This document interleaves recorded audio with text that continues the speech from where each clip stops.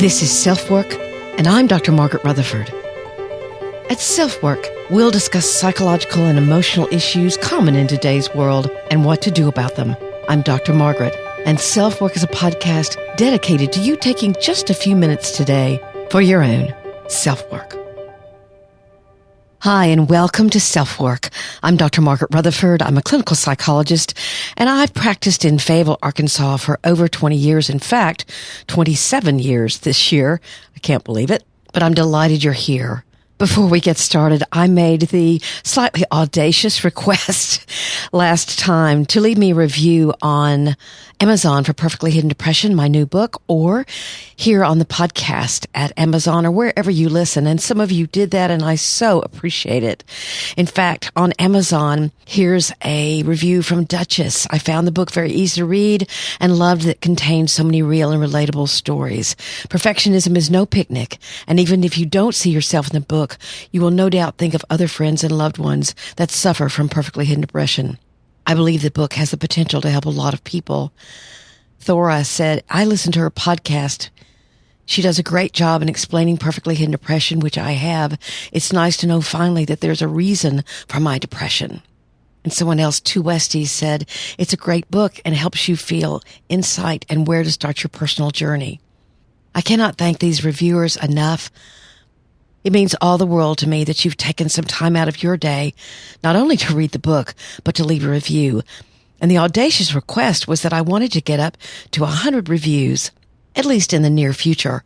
And I would so appreciate it if you're reading the book. It doesn't have to be complicated or complex. Just a simple review would be wonderful. And so let's move on to today's episode. I've entitled it The New Evidence of What Makes Therapy Effective. But today we're going to cover two frequent questions, really frequent, I get from people just like you or maybe you, how to find a therapist first and how you know a therapist is right for you. The title of the episode has new in quotes because there's a huge study that we'll talk about that came up within the last couple of years that found exactly what I learned in grad school, but it's touted as new info. But hopefully their findings will paint what a really good therapeutic relationship looks and feels like to you. It is exciting information, actually. And our listener email today is from a young woman who used the SpeakPipe feature, and I'd love for you to do that. You can find it in the show notes, who left me a voicemail telling me that she's in a relationship with someone who seems very depressed.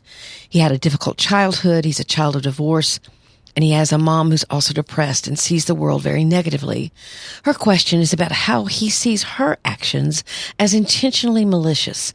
The listener doesn't know what to do and is asking for advice. She loves him, but feels blamed irrationally and seen through overly distrustful eyes. So I'll do my best to answer her question.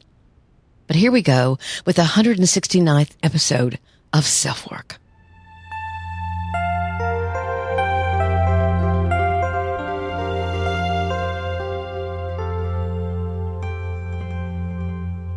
One of the top 10 questions I receive from people is really two questions.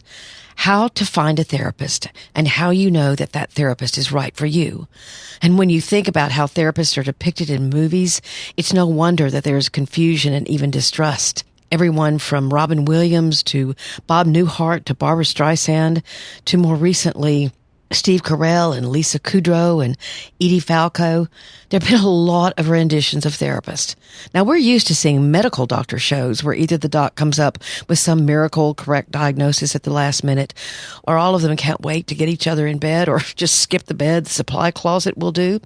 And yet we still trust doctors to a great extent. Partially, I think, because most people aren't going to go to a party and talk about what their therapist told them, like they might talk about their medical doctor. Then therapy itself may lie more victim to whatever the media has to say about the profession. Frankly, most of the therapists in movies or on TV are pretty awful. I watched the recent Oscar-nominated film Marriage Story the other day and was once again disappointed in the portrayal of a social worker who had to come to a home visit. She's supposed to be there to observe the father's relationship with his son. And it's true that the father completely lost it, cutting himself badly by accident, and he was so nervous. But the actress who played the evaluator acted like a little mouse, sat there during the evaluation saying next to nothing. She didn't even really lead the whole experience, and then ran out as soon as she got her chance. Other therapists are portrayed having sexual relationships with their patients or inviting them to their home. That kind of unethical treatment can happen, and in fact, even criminal treatment, and it can cause a lot of damage. But there are a lot of very ethical therapists out there, and most sessions would make a boring movie. There are meaningful moments for sure, but trudging through depression or trying to do trauma work is far from easy. In a minute, we'll talk about how you can tell if your therapist is right for you. But first, let's quickly review how to find one in the first place. You probably hang out with people who share many of your values, so asking others is probably the best option. The obvious hurdle is in the revelation that you're seeking therapy.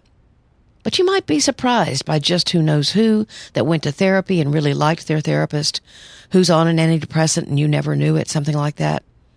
You know, I'm always honored when a previous client refers another person to me. But if that's too difficult for you to ask, certainly turn to your primary care physician, your lawyer, your pastor, anyone who you already have a trusting relationship with. And realize all therapists or the clinics where they work have websites, and most are set up where you can read about the therapist, see how they talk about what they do, what degree or experience they actually have. Realize there are different licensures for therapists. I went to grad school and got a PhD, which is actually a doctorate in philosophy, but it also means that I did my own unique research and reported on it in a dissertation. But there's PsyDs who go to grad school but never get a dissertation. You can get a master's and become an LPC or a marriage and family therapist. Or you can go to social work school and get either a bachelor's where you can work in an entry-level position or a master's and become an LCSW where you can have a solo or independent practice. All of these people are therapists. Not all are psychologists, but all are therapists. You add psychiatry in there that, of course, are medical doctors, and all these trainings stress different things. But I would stress that just like two people can go to med school and come out as different medical doctors, no two therapists coming from the same school are going to be identical. So where else can you go? You can go to professional organizations to obtain a list of therapists. Larger cities are going to have psychological associations or social work associations where you can receive a list of providers. Your insurance company will offer a list of their preferred providers. Psychology Today runs a therapist locator service where therapists do pay to be listed, and it's a solid fee. So if someone is there, they're at least putting in some money for marketing. There are rating services, Google reviews, HealthNet reviews. Every state has a licensing board where you can get information on someone's licensing status. Have they ever lost it? And if so, why? Now, in this age of portals and online calendars, you may somehow get the message that you're not allowed or you can't talk with a potential therapist before meeting with them. So I happened to check this out on one of my best friend's websites. She recently created a new clinic and had all kinds of lawyers helping her, and she did everything by the book. And I see that you can either make an appointment outright, where you wouldn't talk to the therapist, or all the therapists have their own private and encrypted numbers. That means it's safe. So you can begin to assess your therapist from the very beginning and see if they are a good fit. Now let's talk for a second about online therapy services. There's BetterHelp, Talk Therapy, Regain.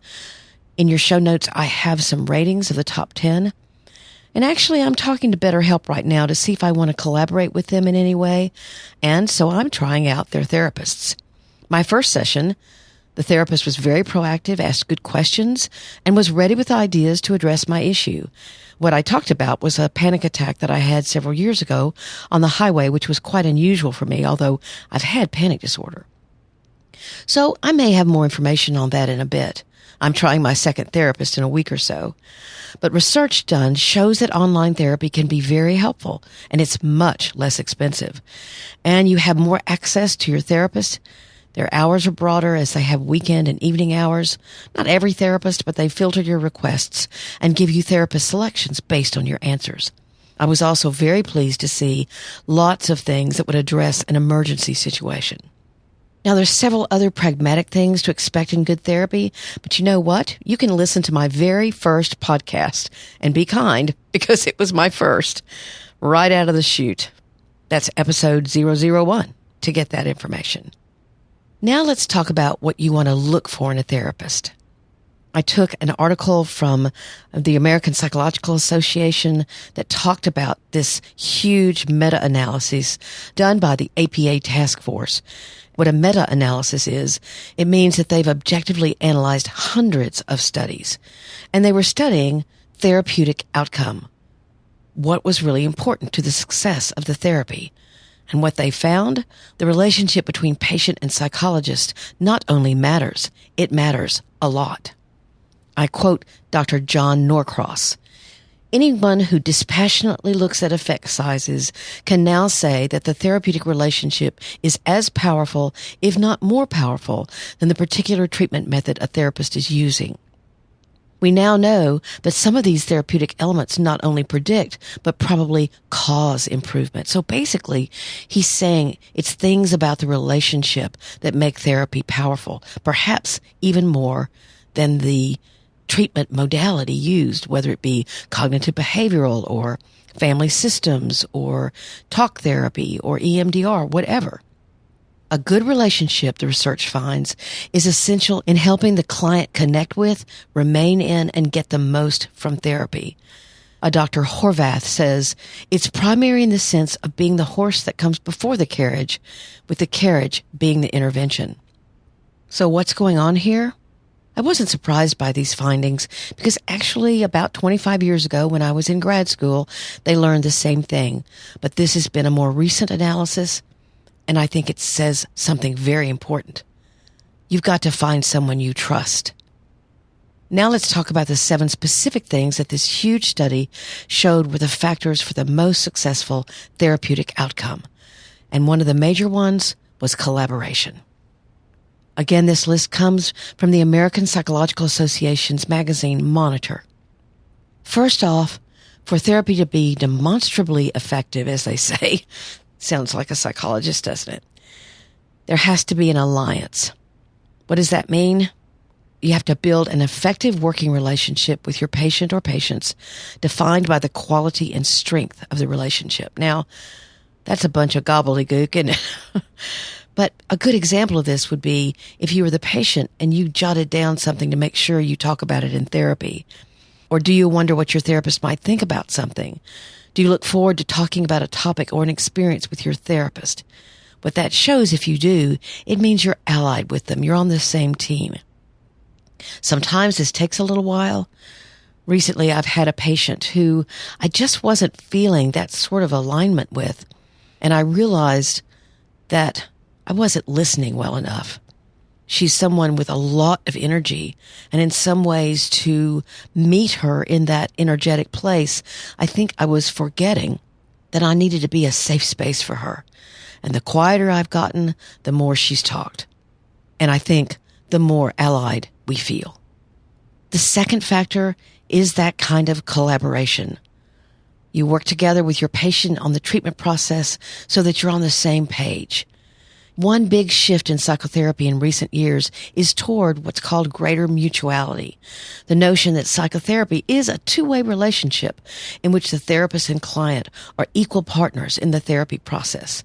No more or very little lying on the couch with no feedback.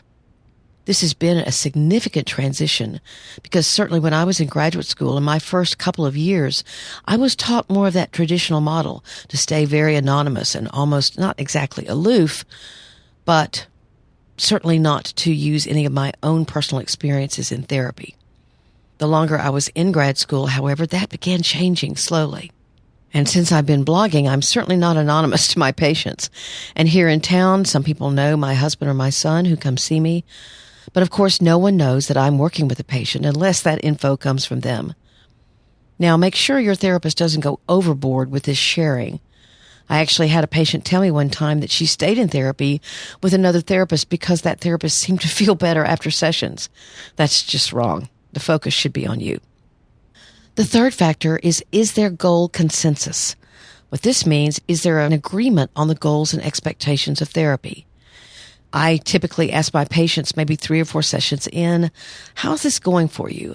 Are you seeing your way through what you wanted or what you came in for? Now, in a first session, I've also laid out what I see or what goals make sense to me, and we talk a little bit about it at the end of the session. But I want to check in with them.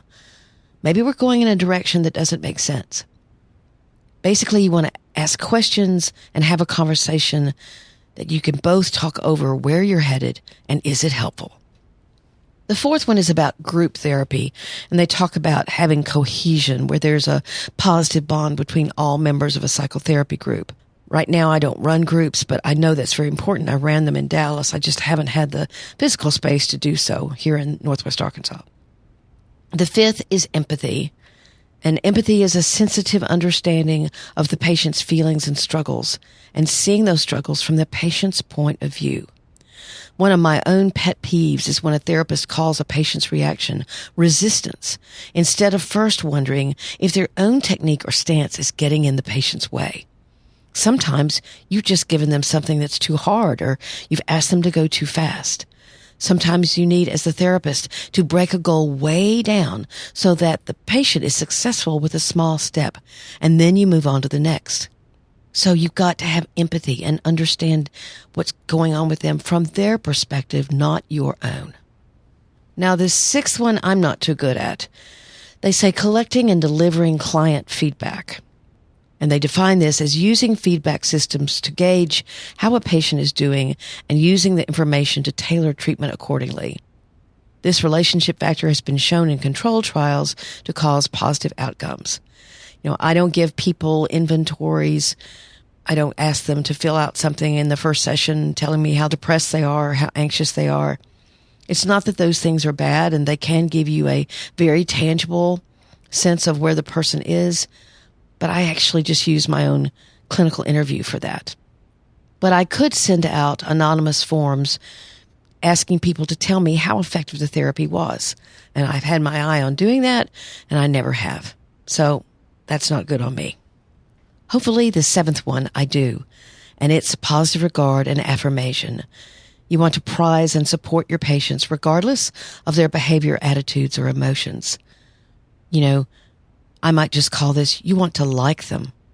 You're trying to understand their feelings, but you also support them, not to the point of never confronting them, but understanding and having regard for who they are as people. I have a somewhat funny story in grad school. I was about to get out, and all my colleagues had chosen one sort of medium or treatment strategy, and I had not. And I told my supervisor that I was worried about that. I said, my strategy is to kind of see what people's strengths are and then try to lead them to where they connect with them again. And she just started laughing. She said, well, that's a good strategy. One of the worst examples of someone who I really don't think supports their patients is Dr. Phil. Dr. Phil tells people what to do. He gives them direct advice. It's not that a good therapist never says what they think, but it's probably couched in terms of, it might be helpful to think about, or it seems you're living in fear. As I often say to my own patients, my job is to do myself out of a job. I don't want the reins of their lives in my hands.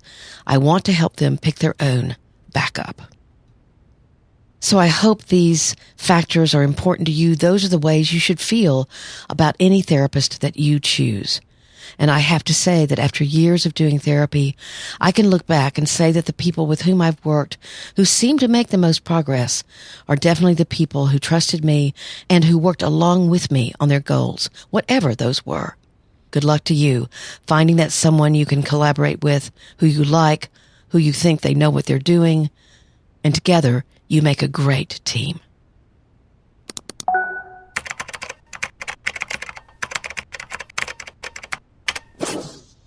Here's our listener email for today, and she used the SpeakPipe feature, which again is a voicemail that only I hear at first, and then I answer it here on the program. I hope more of you will use that. Dr. Margaret, thank you very much for doing what you're doing. I really appreciate you. And my question is about being in a relationship with a person who has, I think, some sort of a depression, and just being raised up with parents who are divorced and I can say depressed and just not in a very good situation growing up. So I am in a relationship with somebody like that, and it's been 3 years and we broke up once. We have a lot of issues. I think he many times he assumes that I have a negative intent when I say something, when I do something. Little stuff, they're big deals for him. And I've been really struggling with that. I really love him. I really want to be with him. That's the problem that we've got, and I know where it's coming from. I've seen his mom and the fact that she's super depressed and she doesn't have a lot of friends. And he has that pattern. He's just repeating those patterns, and he doesn't really get a ton of help from therapies and stuff like that. So that's my question. Thank you very, very much again. It feels terrible for someone, especially someone you love, to believe that you're being intentionally hurtful to them. And if they're what's called projecting what they've experienced with someone else onto you, it can truly feel like you're trapped with no way to defend yourself. I knew a therapist once that regularly had their patients draw pictures of a toxic parent's face onto the back of a paper plate. That parent had been harsh, rejecting, or even cruel. Then they give the plate to their partner. And as they're talking, when the partner felt as if they weren't hearing them anymore, but projecting that toxic parent's voice onto what they were saying, they'd hold up the plate in front of their face. It was a good exercise that might have helped both people understand why resolution was so difficult. It reminds me of that commercial that most of us have probably seen in the U.S. with the lady who has the smiling face on her plate in front of her face and she walks around with that. So it's kind of like that. However, in this case, it doesn't sound as if the depressed partner is taking much responsibility for what he may be doing, unless somehow this listener is coming across more harshly than she realizes. But from what she describes, her intent is far from intentionally doing emotional harm. We all occasionally hurt one another, but I say to my own patients that if one or both of you begin to feel like your partner is your enemy, who plots to hurt you rather than your friend, who may accidentally do so, then you need to take a look at that.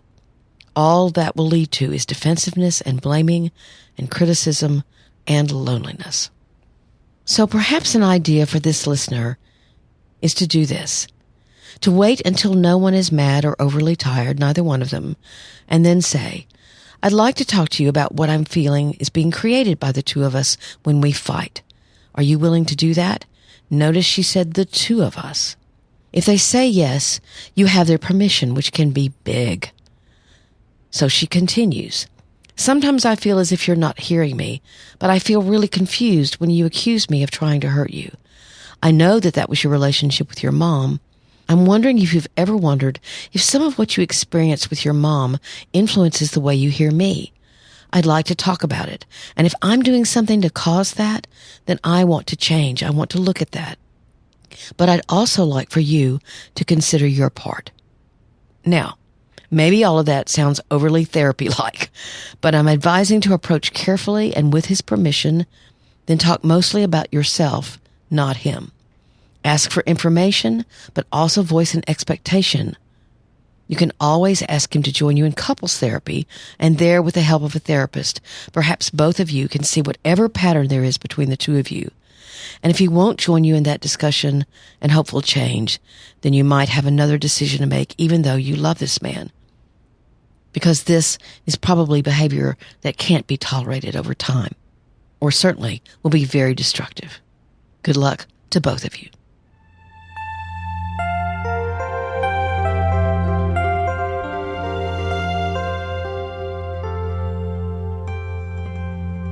Thank you so much for being here.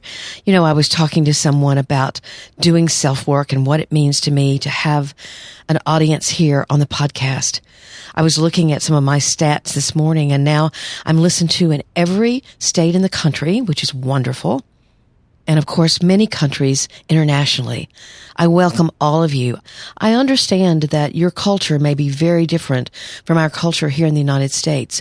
So some of what I say, you may need to translate into your own culture. But I'm delighted for you to be here. and invite you to send me ideas for podcasts at AskDrMargaret at drmargaretrutherford.com, or you can send me your questions or comments. And obviously you can use SpeakPipe as well. You can subscribe at drmargaretrutherford.com. And if you do, you'll get a weekly newsletter. That's it, I promise.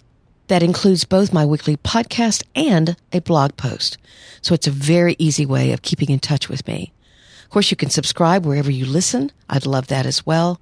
You can join me at facebook.com. I now have a Facebook Live on there, pretty near the top, that I did for Mental Health on the Mighty, and it's had almost 30,000 views, which is just shocking. It's more than I've ever had. It's on panic and anxiety. It's about 40 minutes long, so you might want to hop over to facebook.com/Dr. Margaret Rutherford and watch it. I also have a Facebook closed group, which is facebook.com/groups/selfwork. That's facebook.com/groups/selfwork. But make sure you answer the opening questions. That's the key to get in the group. Thank you again for your ratings and reviews. Let's get 100 on Amazon. Maybe I'll throw a big party if we do. Thank you so much for being here, and take very good care. I'm Dr. Margaret, and this has been SelfWork.